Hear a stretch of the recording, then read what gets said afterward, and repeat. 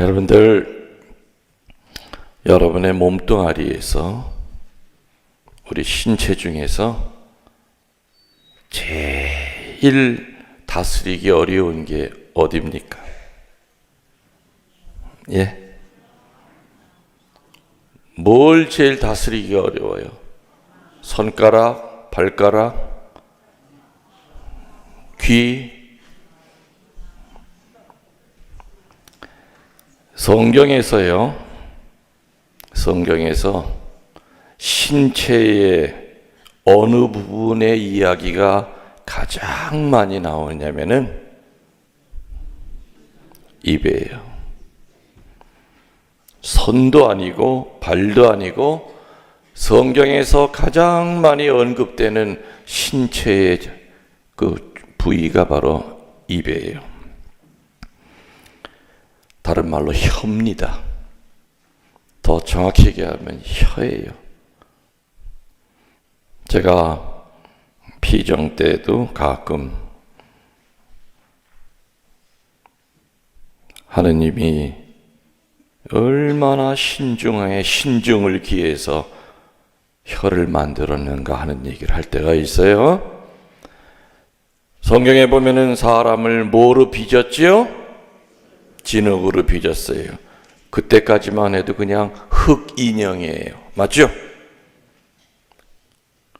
숨을 불어 넣어 주시기 전에 아무튼 사람의 오장육부를 안 보이는 뭐 내장도 있고 심장도 있지만 겉으로 드러나는 것도 있잖아요.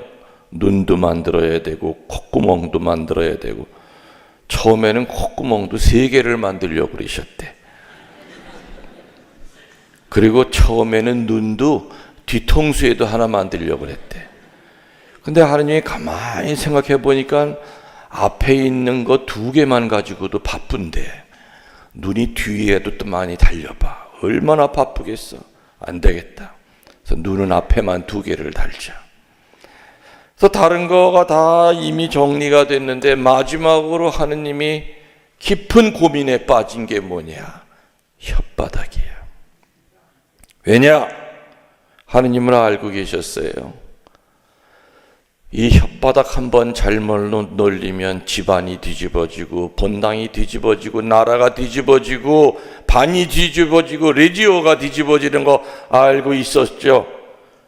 혀가 가져다주는 그 결과가 선할 수도 있고 아주 악의 도구가 될 수도 있기 때문에 이 혓바닥을 어디다가 붙여야 될까?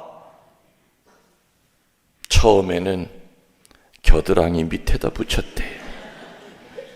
근데 걸어 다닐 때마다 자꾸 걸리적거리잖아. 또 냄새도 나고 땀 냄새가 나. 그 장소는 안 좋겠구나 해가지고 이걸 다시 띄어서 2번째로는 등어리에다가 붙였대요. 그런데 런닝샷스 벗었다. 입을 때마다 혀가 뒤집어져 자꾸만 말려가지고 거기도 별로 안 좋구나. 고민 하느님이 4박 5일 대피정을 하시고 난 다음에 찾아낸 데가 어디냐? 목젖에다가 붙여놓자. 목근육 안에다가 집어넣자. 딱 동아 본드 플루에서 딱 붙였어요. 이제 잘 됐다. 그냥 으슥한데 숨어 있으니까 함부로 입 못 놀리겠지 하다가 그래도 불안해. 그러면 담을 한번 쳐줘야 되겠다. 그 사람의 이빨을 만든 거야. 담을 쳐줬죠. 그리고 돌아서려고 하는데 그래도 불안해. 그러면 두꺼운 가죽으로 한번 더 대자. 그게 뭐예요? 입술. 이렇게 이로 담을 쳐주고 입술로 또 두껍게 대주는데도 불구하고 우리 한번 입 벌리면 그냥 침 튀어가면서 할머니들은 틀니가 버덩버덩거리면서 그저 남 얘기로 시작해서 남 얘기로 끝난단 말이에요. 성인을 뭐라고 하느냐? 성인은 귀와 입을 다스리는 자라 했죠. 한문으로 거룩할 성자는 귀 이자에다가 입구자예요. 맞죠? 자기의 귀와 입을 다스리는 자가 바로 거룩한 사람이다. 다른 말로 혀를 다스리는 자가 영혼을 다스린다 했습니다. 혀는 바다에 떠다니는 그 배의 노와 같아서 아무리 엔진이 좋고 배가 아무리 커도 방향을 잡아주는 뒷꽁무니에 물속에 가라앉아 있는 그 노가 없으면은 지멋대로 뱅뱅뱅뱅 돌기만 하고 앞으로 나가질 않고 오른쪽으로 갈 걸 왼쪽으로 가고 지멋대로 가요. 혀는 우리 몸의 가장 작은 부분 중에 하나지만은 마치 배의 방향을 잡는 노와 같아서, 다른 말로 키와 같아서 인생의 성숙을 가늠하는 척도라고 합니다. 혀와 말은 같은 뜻으로 쓰이죠.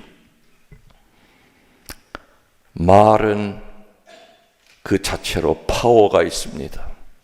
그런데 어두운 파워가 있고 선한 파워가 있죠.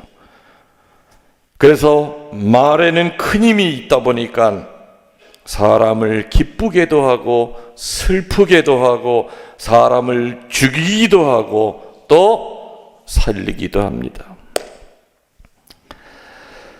집회서 20장 17절에서 18절에 이런 말이 나옵니다. 매에 맞으면 맷자국이 날 뿐이지만 사람의 혓바닥에 맞으면 뼈가 부서진다.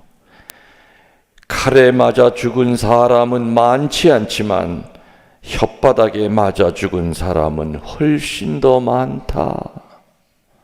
어디 나온다고요?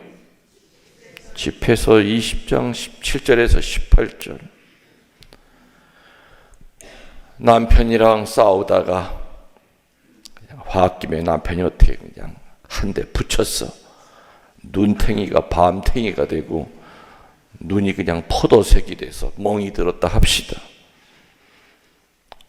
사우나 몇 번 왔다 갔다 하고 계란으로 이렇게 비비면은 언젠가는 그 멍은 사라져요? 안 사라져요? 사라져요. 사람한테 매에 맞으면은 그 맷자국도 언젠가는 없어지는데 어떤 사람은 큰 소리도 안 지르고 싸워요.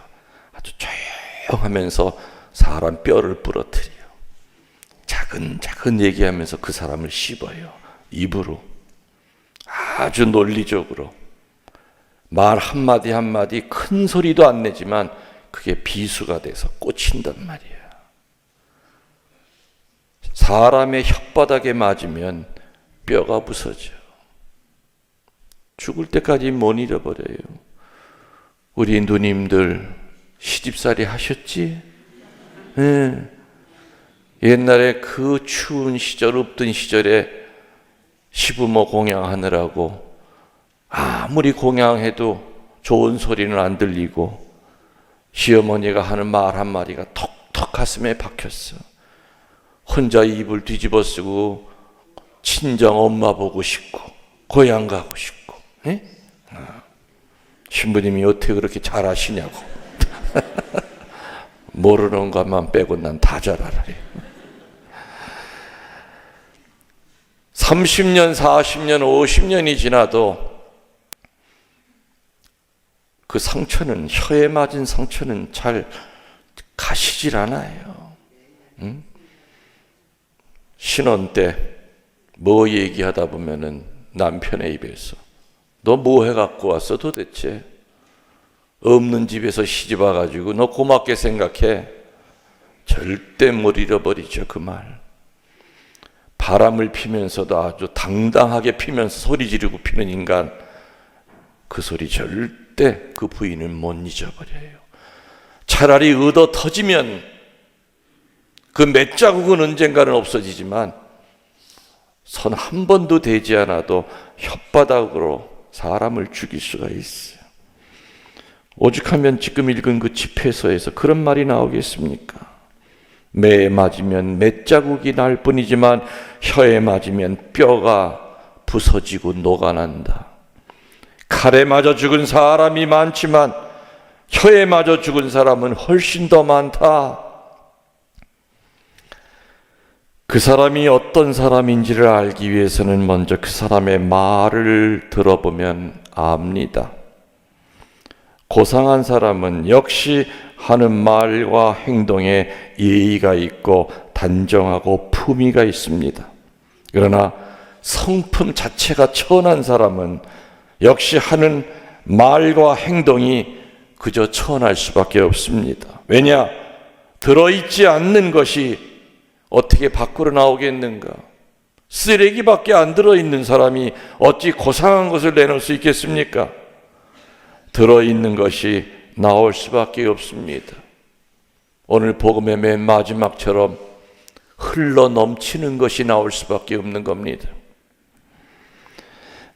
말은 이처럼 그 사람의 됨됨이를 거짓없이 드러내줍니다. 성서는 말에 대한 여러 가지 교훈을 들려주지요. 오늘 특별히 일독서, 불과 몇 줄 안 되는 독서지만은 반드시 집에 가서 다시 한번 읽어보시기 바랍니다. 오늘 일독서에서 말은 곧 인격이다 이렇게 얘기합니다. 말은 곧 그 사람의 인격 자체이기 때문에 신중해야 하며 말이 아닌 것은 하지 말아야 된다고 일독서에서는 가리킵니다. 예전에 청주 시내에 근무할 때 자주는 아니지만은 아주 몸이 많이 피곤하면은 낮 시간에 조용할 때 사람들 없을 때 목욕탕에를 가요. 사우나라고 그러죠. 땀 좀 내려고. 근데 희한하게 사람 없을 때를 골라가면은 꼭 한 인간을 만나요. 우리 교우는 아니에요, 물론. 교우는 아니에요. 근데 그다음 이렇게 인사를 하게 됐죠. 아이고 오늘 또 만났네요. 그러면서. 근데 그 사람이 얼마나 말이 많은지 나중에는 내가 목욕탕을 바꿨어요. 땀 목욕탕으로. 근데 말도 그냥 말이 많은 게 아니야. 10마디 가운데 6마디가 욕이에요. 욕이에요. 나는 그 사람이 뭐 하는 사람인지 모르지요. 누군지 몰라요. 다만 나중에 옷 갈아입을 때 딱 보면은 아이고 겉으로 살짝 봐도 시계도 이게 수천만 원짜리 시계. 밑에 내려가서 보면은 외제차도 그때 당시에 무지하게 비싼 차예요. 구두는 항상 목욕할 때마다 항상 닦게 하고. 아무튼 뭐가 좀 있는 사람이에요. 근데 이러한 사람이 입만 열었다 하면 욕이요 쌍소리였습니다. 듣기가 거북할 정도였지만은 그래도 그 인간은 자기가 하는 말에 대해서 부끄러워하질 않았어요. 한 번은 일이 벌어졌죠. 이 사람이 혼자 탕 안에 들어가서 물을 계속 틀어놓는 거예요. 계속 흘러넘치겠죠. 그래서 거기 그 세안 하시는 분이라 그러나 땜이시는 분이 몇 번 가서 아이고 물을 좀 짱갔으면 좋겠다. 대뜸 육두 문자가 나옵니다. 이 새끼야 하면서 네가 일하는 주제에 손님한테 이래라 저래라. 그래서 내가 아이고 좀 말이 심하시네요. 그랬더니 넌 뭐야 이 자식아. 그래서 뻘개 벗고 싸울 수도 없고 그냥 아이고 내가 그냥 옷만 입었어도 그냥 매다 꽂을 텐데 그래서 그냥 이 한 주먹밖에 안 되는 게 여기서 입만 살아가지고 그냥. 그랬더니 그 직원이 선생님은 그냥 가만히 계세요. 자기가 해결하겠대. 내 이제껏 수년 동안 참았대 이 인간한테. 내가 오늘 이 목욕탕 관둘셈 치고 너 오늘 나랑 한번 붙어보자. 옷 입은 채로 타 안으로 들어와가지고 멱살을 잡아서 거꾸로 물속에다 쳐놓습니다. 너한테 먹은 욕 내가 오늘 4배로 갚아줄게. 그날 그 인간은 개망신을 당하고 쫓겨났습니다.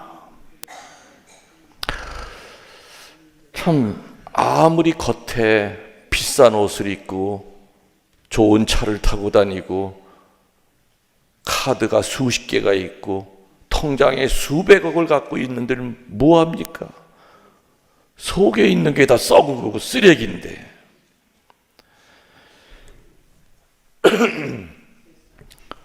우리는 말을 분명히 골라서 써야 합니다. 남에게 상처를 주면 자기도 상처받는다는 것을 알아야 됩니다. 품이 있고 고상한 말을 써야 하지만 말이 아닌 것은 처음부터 하지 말아야 됩니다. 그래서 말은 훈련입니다. 특히 부모로부터 말을 다루는 방법을 어릴 때부터 배워야 됩니다. 입이 가벼운 사람은 입조심을 해야 합니다. 아무 말이나 다 전하고 해프게 짓거려서는 안 될 겁니다. 여러분들이 살면서 남의 대죄를 말하면 그 사람은 대죄를 짓게 되는 것이고, 남의 소죄를 말하면 소죄를 짓는 겁니다. 우리 속담에 뭐 묻은 개가 겨 묻은 개를 나무란다. 똥 묻은 개가 겨 묻은 개를 나무란다. 오늘 바로 성경에도 나왔죠. 형제의 눈 속에 든 티는 보면서도 네 눈 속에 들어있는 들보를 깨닫지 못하는구나.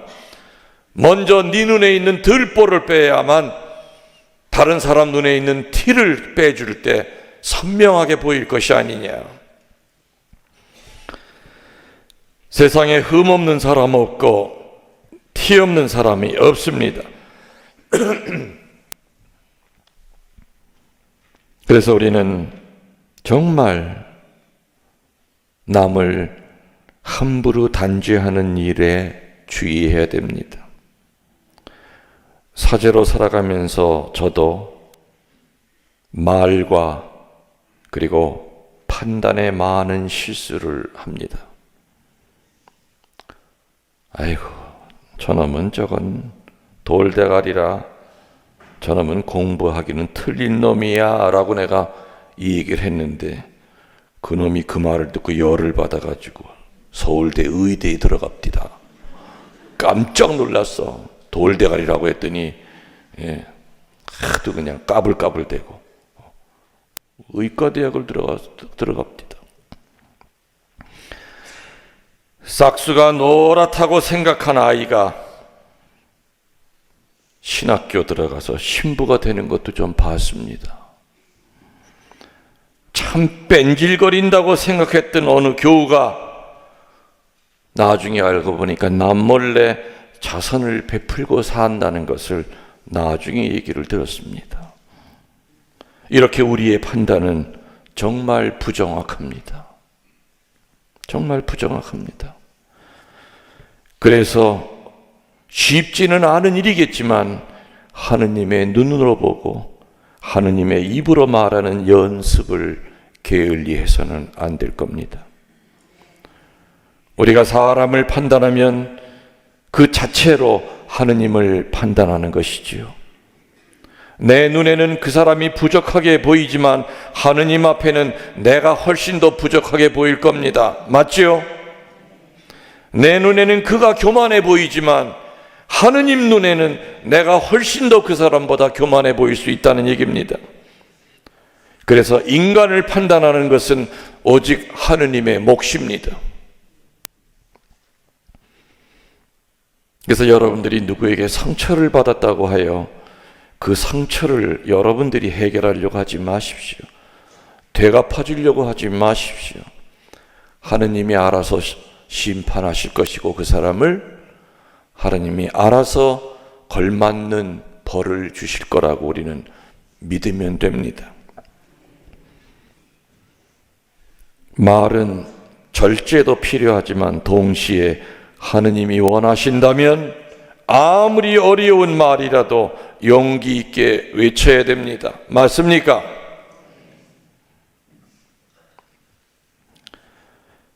우리는 많은 독재 시절을 지내왔습니다. 거의 대통령들이 감옥에 갇히거나 총에 맞아 죽거나 우리나라에는 국부가 없습니다. 존경받는 대통령이 없습니다.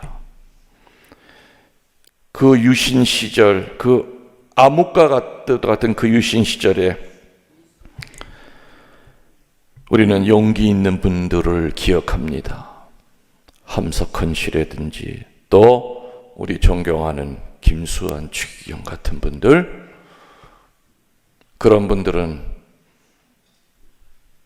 명동성당에 군인들이 진입할 때 차라리 나를 밟고 지나가라. 그러면 내 뒤에는 신부 수녀들이 기다리고 있을 것이다. 그 독재에 맞서서 싸웠습니다. 의노를 보였던 겁니다. 목에 칼이 들어가도 의롭다고 여겼던 것을 절대로 굽히지 않고 외쳐댔던 그 예언자들 때문에 우리는 그래도 이나마 이렇게 민주주의를 누리고 사는 겁니다. 맞겠죠? 해서는 안 되는 말을 절대 해서는 안 되지만 해야 할 말을 안 해서도 안 됩니다. 그래서 분별이 필요한 것이지요. 이 순간에는 내가 침묵을 지켜야 될 것이냐, 이 순간에는 목에 칼이 들어와도 하느님의 입을 갖고 예언자의 입을 가지고 내가 얘기해야 될 순간이냐, 분별이 필요합니다. 사기꾼의 말이 굉장히 달콤하게 솔깃하게 들릴 때가 많다 보니까 사기를 당하는 겁니다. 그리고 그런 자들일수록 더 예의를 지키고 공손하고 고상한 척 할 수가 있습니다.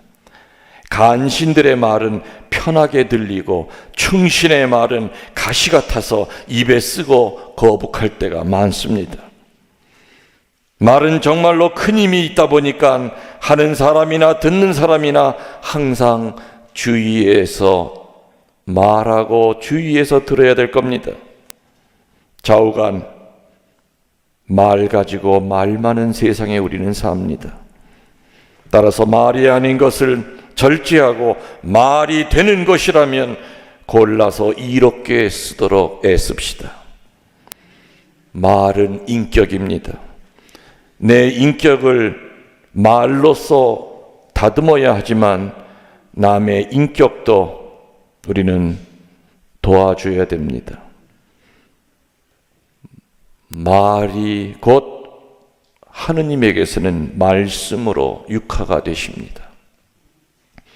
우리들이 하는 말이 다른 사람에게서 부활할 수가 있습니다. 예수 그리스도가 말씀으로 부활하셨듯이 우리가 하는 선하고 착하고 남을 좋게 말해주는 그 말이 죽어가던 그 사람을 새롭게 부활시켜 줄 수 있다는 겁니다. 생생하던 사람도 우리들이 내뱉는 어둡고 칙칙하고 가시가 돋친 그 말 때문에 살아 움직이던 사람도 그 말을 계속 듣다 보면은 시체처럼 바뀝니다. 어둠이 깔리고 슬프고 우울하고. 우리 믿는 자들은, 또 우리 믿는 자들의 입에서는 하느님의 말이 나와야 됩니다. 오늘 집에 가셔서 반드시 일독서를 꼭 다시 한번 읽어보시기 바랍니다. 그리고 혹시 여러분들이 한 주일을 성찰할 때, 그리고 내 삶을 뒤돌아볼 때 요즘 내가 말을 많이 함부로 한 것 같다 하는 느낌이 들 때는 오늘 일독서를 다시 한번 읽고, 적어도 여러분들 사람들 만나기 전에 적어도 주목용 한 담에 만나십시오. 오늘 제가 어느 모임에 갑니다. 그 모임에 가서 제 입에서 주님 찬미하는 아름다운 말이 나오게 해주십시오. 혹시라도 내 입을 통해서 남의 뒷담화를 치거나 험담하고 어두운 말이 나올라 치면 제 입술에 자물쇠를 채워주시기 바랍니다. 주모경을 바치고 화살기도를 하고 어느 모임에 가든지 그 자리에 앉아 있으면 성령이 내 입을 가지시고 말하지 않아야 될 때는 입을 다물게 해주시고 또 정확하게 분별의 말을 전해야 될 때는 정확하게 분별의 말을 정하게 입을 열어주시고 용기를 주실 겁니다. 그래서 오늘 복음의 주제는 말입니다. 매에 맞으면 맷자국이 남지만 혓바닥에 맞으면 뭐가 부서진다고요? 뼈가 부서집니다. 칼에 맞아 죽은 사람도 많지만 혓바닥에 맞아 죽은 사람이 훨씬 더 많다. 여러분들이 말 때문에 받은 상처 있으시죠? 그것만 생각하면은 우리는 치유가 안 돼요. 내가 다른 사람에게 기억 못하는 많은 말의 상처를 분명히 줬을 거라고 하는 그 회개의 마음이 앞설 때는 내가 받은 말의 상처는 저절로 치유가 되죠. 받은 상처만 끌어안지 말고 내가 주었던 상처, 그 사람의 치유를 위해 기도할 때는 내가 받은 상처도 같이 치유가 된다는 것을 명심합시다. 아멘.